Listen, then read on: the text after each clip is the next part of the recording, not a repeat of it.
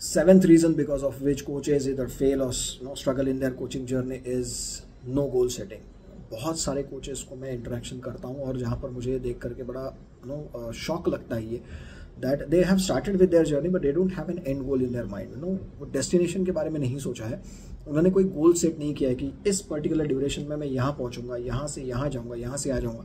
So there is no path in which जो आएगा वो ठीक है, जो कर लेंगे वो ठीक है, राइट. सो अगर if that is the case, right, so it's always going to be like कई बार हम लोग ये जगह देखते भी हैं that if you don't have a decided path, अगर आप कहाँ जा रहे हो, आपके पास अगर गोल सेट नहीं किया है, तो जहाँ आप कहीं भी चले जाएंगे आपके लिए वो गोल बन जाएगा या आपके लिए वो डेस्टिनेशन बन जाएगा, राइट. अगर आप टारगेट लेकर के चलते हो कि आने वाले 6 महीने में मैं 3 से 4 लाख रुपए कमाना चाहता हूँ, तो it's a goal that you have, you will be working towards that particular goal. अगर आपके पास गोल ही नहीं है तो जो काम हो रहा है वो सही हो रहा है, राइट. सो फिर हर चीज़ तो आपके लिए सही रहेगी, right. So then it will become a problem because you will be satisfied with very small things.